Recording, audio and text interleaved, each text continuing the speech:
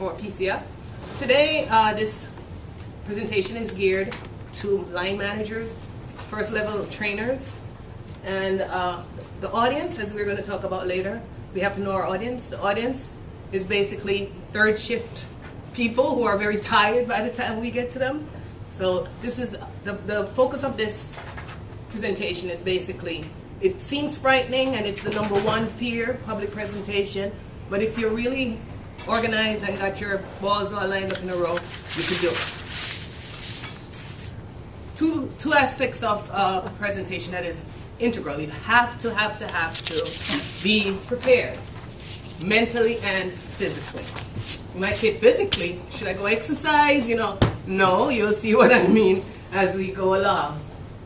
Preparing mentally, drink lots of water, get a good night's sleep, eat, do not forget to breathe while you're presenting. Sorry. And definitely visualize a positive outcome. Have you heard about the power of positive thinking? Mm-hmm. That's what we're talking about right here. Preparing. This is my favorite little... What doesn't kill you makes you stronger. That's great. That's great. And basically, what doesn't kill you during a presentation should make you stronger. Absolutely. You learn from it. The next time you know your mistakes and you avoid that pitfall. But basically, physical preparation. Number one, you have to know your audience. You should. When I say know your audience, what do you think I mean by know your audience? Any volunteers? Know what their schedule is. Know they're tired, right? Know that they're tired, yeah. Know their level of education. Very important too, yes. Anybody else? Empathy. Empathy, yes. You have to understand they've had a long evening or a long night. Well, and interest. And Are they going to be interested or is this drive? There you go. So very important that you beforehand do some background work on knowing your audience.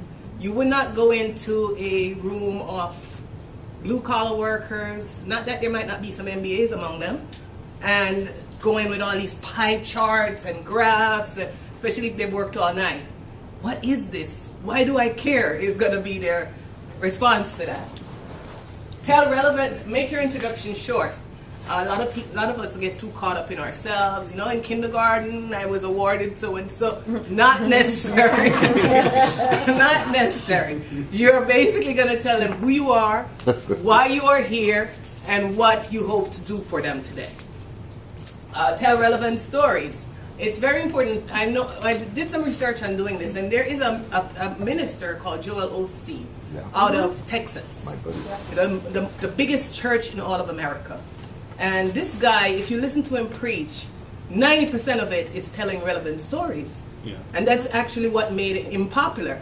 I don't even think he read the Bible once during it. Yes, never does. Yeah, but people watch him, and he's the #1 minister in the United States. And he's so what positive. does it say? The power of positive thinking again. There you go. So tell relevant stories. Don't go overboard. And a story after every bullet is not necessary, but tell relevant stories. Don't read verbatim from your slides or your notes. They could read. They don't need you to read to them. They need you to elaborate. Your slides are not what your presentation is. It's just a landmark for what you're supposed to be doing, and you need to elaborate on those slides.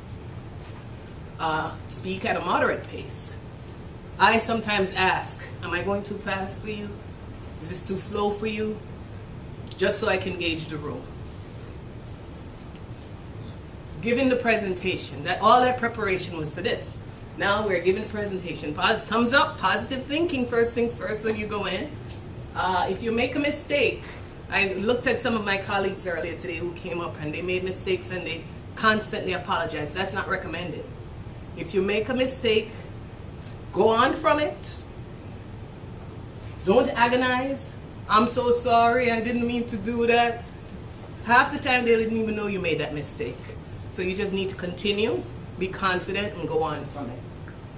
When you give important ideas or make important statements, you want to stop for a while to let it sink in. What else can you do to make sure important ideas sink in?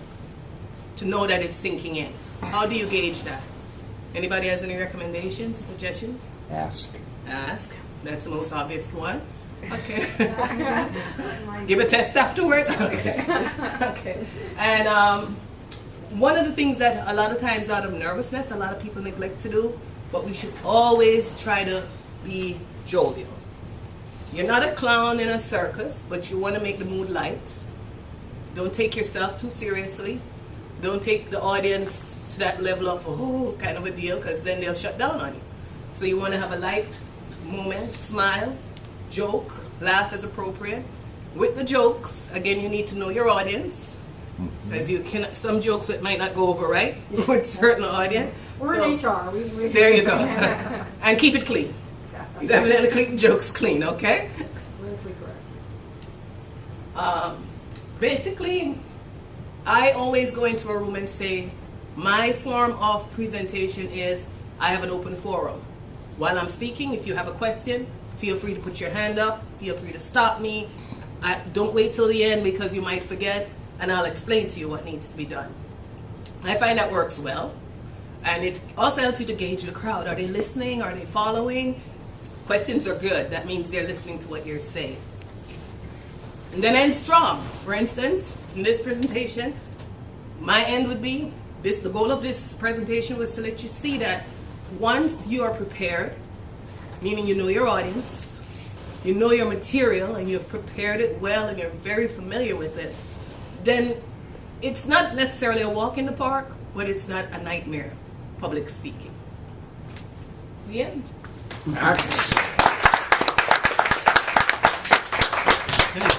Sharon, thank you very much. Excellent. This is where we're taking a break.